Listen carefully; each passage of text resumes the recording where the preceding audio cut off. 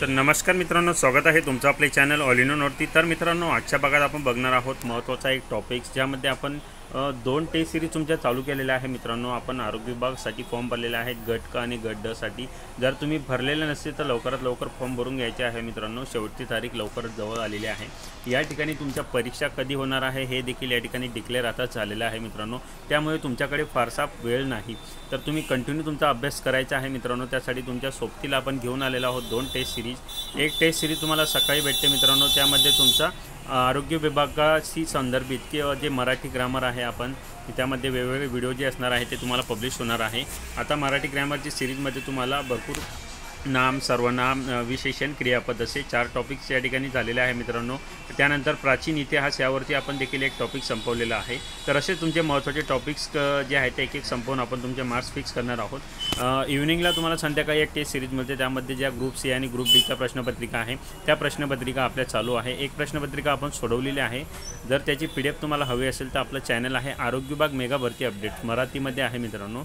तर त्या चॅनलला तुम्ही जे आहे ते टेलिग्राम चॅनलला जॉईन करायचं आहे, त्याची लिंक मी डिस्क्रिप्शनमध्ये देणारच आहे।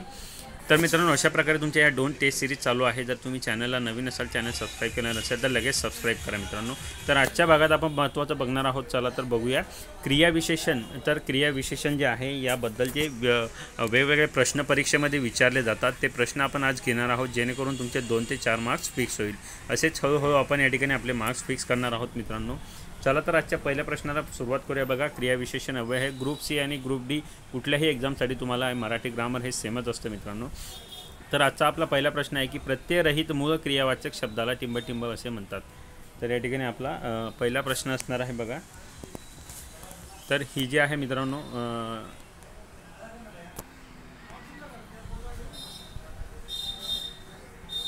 तर नवीन प्रश्नपत्रिका ती आपली झालेली होती मित्रांनो। तर ते विशेषण यावरील प्रश्न होते। क्रियाविशेषण आपला आजचा भाग आहे। बघा, तर क्रियाविशेषण अव्ययाची टिंबटिंब गटात विभागणी होते। तर क्रियाविशेषण अव्ययाची टिंबटिंब गटात विभागणी होते म्हणजे किती गटामध्ये विभागणी होते आपल्याला या ठिकाणी विचारलेलं आहे। बघा, तर याची किती गटामध्ये विभागणी होते, तर क्रियाविशेषणचे थोडक्यात प्रकार आपल्याला विचारलेले आहे। तर ते असतात बघा, ऑप्शन क्रमांक 1 2 प्रकार। तर क्रियाविशेषण अव्ययाचे प्रमुख 2 प्रकार पडतात मित्रांनो। त्यामध्ये एक आहे अर्थावरून आणि दुसरं आहे स्वरूपावरून। असे 2 प्रकार आपण लक्षात ठेवायचे आहे। प्रश्न क्रमांक 2 बघा, क्रियाविशेषण अव्यय ओळखा। तर खालीलपैकी जे आहे ते आपल्याला क्रियाविशेषण अव्यय या ठिकाणी ओळखायचं आहे। तर क्रियाविशेषण अव्यय हे कोणतं आहे, तर ऑप्शन 2 बघा, नेहमी। तर कोणतं आहे, नेहमी। म्हणजे क्रियाविशेषण काय असतं, आता थोडक्यात तुम्हाला एक डेफिनेशन आपण या ठिकाणी बघून घेऊ, म्हणजे पुढचे प्रश्न तुम्हाला समजायला सोपं जाईल। तर क्रियाविशेषण अव्यय म्हणजे काय, जसं आपण विशेषण बघतो, विशेषण हे काय असतं, नामाबद्दल एक विशेष माहिती देणारं जे असतं त्याला आपण काय म्हणत असतो, विशेषण असं म्हणत असतो। त्यानंतर क्रियाविशेषण म्हणजे काय मग, तर क्रियाविशेषण म्हणजे काय, तर क्रियापदाची विशेष माहिती देणाऱ्या शब्दाला आपण क्रियाविशेषण असं म्हणत असतो। तर नामाबद्दल विशेष माहिती द्यायचं असेल तर विशेषण, क्रियापदाबद्दल विशेष माहिती द्यायचं असेल तर क्रियाविशेषण। आता क्रिया कशी होते, तर नेहमी, ते नेहमीच इकडे येतात। तर आपल्याला क्रियापद जे आहे येण्याचं ते कसं येतं, नेहमी येतं, म्हणून काय मग नेहमी। प्रश्न क्रमांक 3 बघा, क्रिया केव्हा घडली हे दर्शवणाऱ्या क्रियाविशेषणांना टिंबटिंब क्रियाविशेषण असं म्हणतात। तर या ठिकाणी क्रिया केव्हा घडली, तर केव्हा घडली मग याला काय म्हणत असतो आपण, काय म्हणणार, कालदर्शक क्रियाविशेषण, म्हणजे कोणत्या काळात घडली हे आपण या ठिकाणी बघू शकतो, म्हणून हे काय येणार आहे मग, कालदर्शक क्रियाविशेषण। पुढचा आहे बघा, प्रश्न क्रमांक 4, कालवाचक क्रियाविशेषण अव्ययाचे टिंबटिंब प्रकार मानतात। तर कालविशेषण अव्यय जे आहे मित्रांनो, तर कालविशेषण अव्यय जे आहे याचे टिंबटिंब प्रकार मानतात। तर याचे किती प्रकार पडतात मग, तर कालवाचक क्रियाविशेषण अव्ययाचे देखील 3 प्रकार पडतात। तर ऑप्शन क्रमांक 2 आहे आपलं, 3 प्रकार पडतात। कोणते, तर बघा, कालवाचक क्रियाविशेषण अव्ययाचे 3 प्रकार आहे। एक आहे कालदर्शक। कालदर्शकमध्ये काय असतं की कालदर्शकमध्ये जे वाक्यातील जी क्रिया आहे ही केव्हा घडली हे दर्शवणाऱ्याला आपण कालदर्शक म्हणतो। मग आत्ताच आपण वरचा प्रश्न पाहिला। त्यानंतर दुसरा आहे की सातत्यदर्शक। सातत्यदर्शक म्हणजे वाक्यातील क्रिया ही सातत्याने दर्शवणारे जे शब्द असतात, म्हणजे नित्य, सदा वगैरे। तर पुढील प्रश्न आहे बघा मित्रांनो, प्रश्न क्रमांक 5, कालदर्शक, सातत्यदर्शक, आवृत्तीदर्शक हे कालवाचक क्रियाविशेषण अव्ययाचे प्रकार आहेत. हे विधान काय आहे? तर आत्ताच आपण पाहिलं तर मग हे विधान काय आहे? ऑप्शन क्रमांक 1 बरोबर आहे. पुढील प्रश्न आहे प्रश्न क्रमांक 6. अखंड क्रिया दर्शवणाऱ्या कालवाचक शब्दांना टिंब क्रियाविशेषण अव्यय म्हणतात. तर अखंड क्रिया दर्शवणारे जे कालवाचक शब्द असतात तर यांना आपण काय म्हणत असतो? तर यांना आपण काय म्हणत असतो बघा, ऑप्शन क्रमांक 2 सातत्यदर्शक. अखंड म्हणजेच काय? खंड न पडता. खंड न पडता म्हणजे काय? त्यामध्ये सातत्यता आहे. तर सातत्यदर्शक त्यामध्ये होणार आहे. त्याच्या नावातच आपलं आन्सर दडलेलं असतं मित्रांनो. बघा प्रश्न क्रमांक 7. क्रियाविशेषण अव्ययाचे स्वरूपावरून टिंब प्रमुख प्रकार पडतात. तर या ठिकाणी जर पाहिलं आपण तर आपल्याला काय म्हटलं आहे? क्रियाविशेषणाचे. तर क्रियाविशेषण अव्यय जे आहे याचे आपल्याला प्रकार विचारलेले आहेत.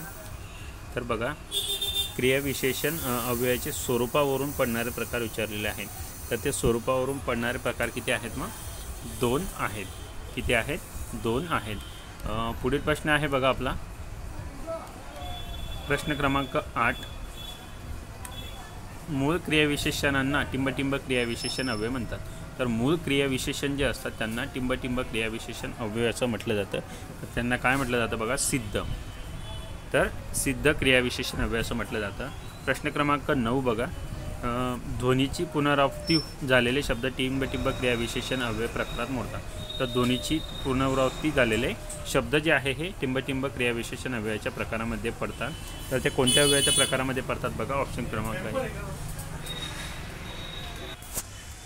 तर मग ध्वनीची पुनरावृत्ती झालेले शब्द यांना आपण काय म्हणत असतो? तर बघा ऑप्शन क्रमांक 1 बघा, त्यांना आपण म्हणत असतो अनुकरणदर्शक क्रियाविशेषण अव्यय. अनुकरणदर्शक क्रियाविशेषण अव्यय यामध्ये जे असतात ते जसं उदाहरणार्थ आपण घेऊ शकतो झटकन, पटकन, पटापट, टपटप, चमचम वगैरे. हे जे शब्द असतात तर हे शब्दांची म्हणजे पुन्हा हे शब्द वापरले जातात.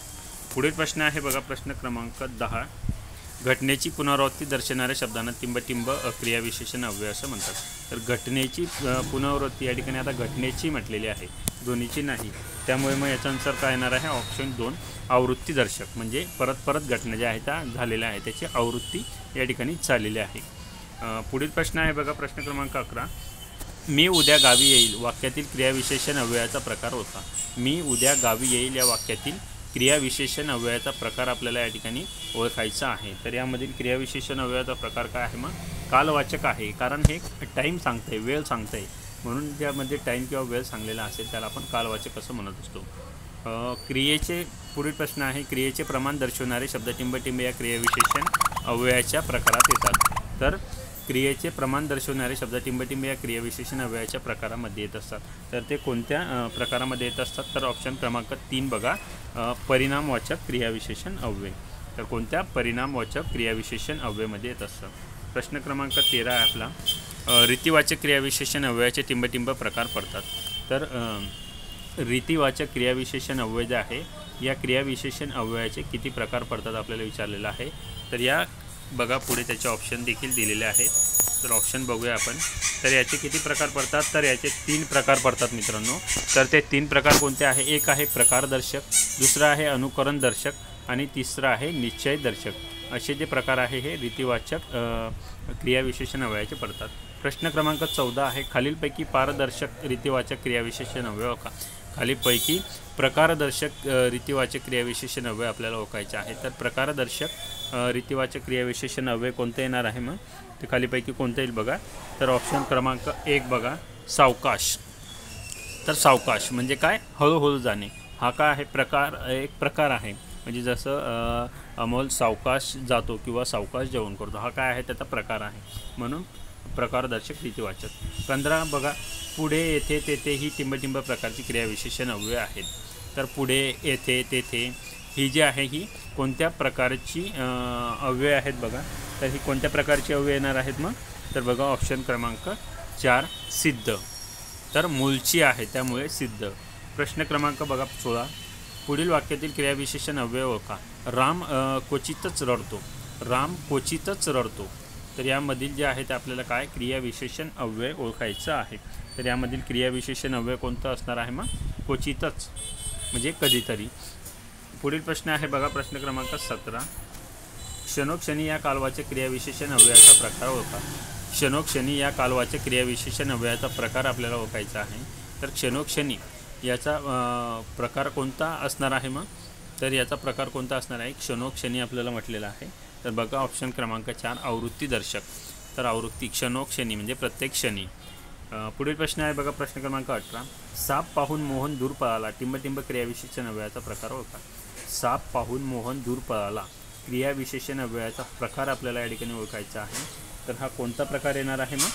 तर ऑप्शन 1 बघा गतिदर्शक. पळाला म्हणजे ज्या उदाहरणामध्ये मित्रांनो चालतो, जातो, गेला, पळाला, पडला, वरून, खालून हे जे गतीविषयीचे शब्द वापरलेले असतात म्हणजे त्यामध्ये गती दर्शवलेले असते ते असतं गतिदर्शक. प्रश्न क्रमांक 19 बघा. आजसुद्धा शाळेत गैरहजर आहेत. आजसुद्धा शाळेत गैरहजर आहेत क्रियाविशेषण अव्ययाचा प्रकार आपल्याला ओळखायचा आहे.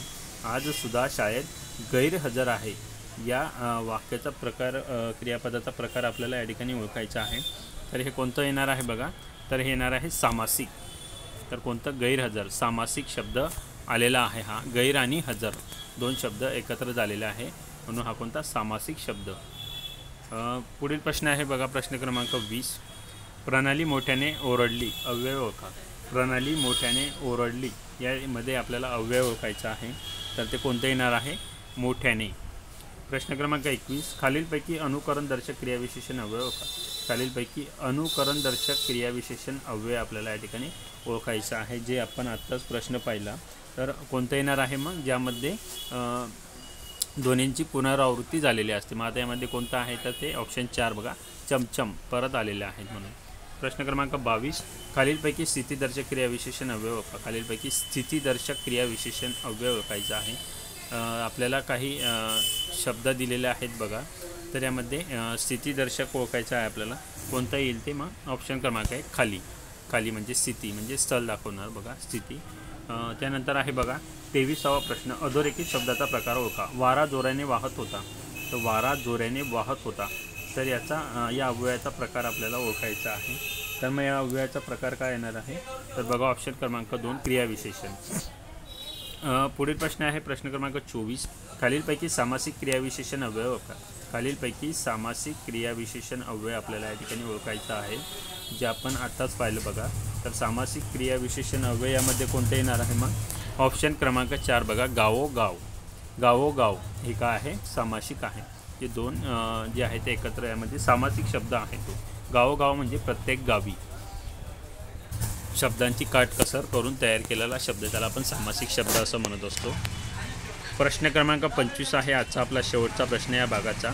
खालीलपैकी साधित क्रियाविशेषण अव्यय कोणते? खालीलपैकी साधित क्रियाविशेषण अव्यय कोणते आहे? तर साधित क्रियाविशेषण अव्यय आपल्याला या ठिकाणी ओळखायचं आहे. तर कोणतं आहे मग ते? त्यामुळे ऑप्शन क्रमांक 4 बघा. तर ऑप्शन क्रमांक 4 आहे त्यामुळे. हा काय आहे? साधित शब्द आहे. ज्याला साधित शब्दाला जे आहे आता मुळे हा जो आहे त्याला त्या लागलेला आहे. तर अशा प्रकारे मित्रांनो आजचा आपण क्रियाविशेषण अव्ययाचा एक टॉपिक संपवलेला आहे. अशाच प्रकारे तुमचे डे बाय डे टॉपिक संपणार आहे. त्यानंतर आपला सेकंड जो पार्ट असतो इव्हिनिंगला तुम्हाला मिळेल. त्यामध्ये आपण प्रश्नपत्रिका जी आहे ते एक सोडवत आहोत. एक प्रश्नपत्रिका ग्रुप डीचे आपली पूर्ण सोडवून झालेली आहेत. आता दुसऱ्या प्रश्नपत्रिकेचे अर्धे प्रश्न आपण अंकगणित बुद्धिमत्तेचे 20 स्पष्टीकरणासह घेणार आहोत. तर त्यासाठी मित्रांनो तुम्ही जर चॅनल सबस्क्राईब केलं नसेल तर लगेच सबस्क्राईब करा म्हणजे प्रत्येक व्हिडिओ तुम्हाला नोटिफिकेशन सर्वात पहिले मिळत जाईल. धन्यवाद मित्रांनो.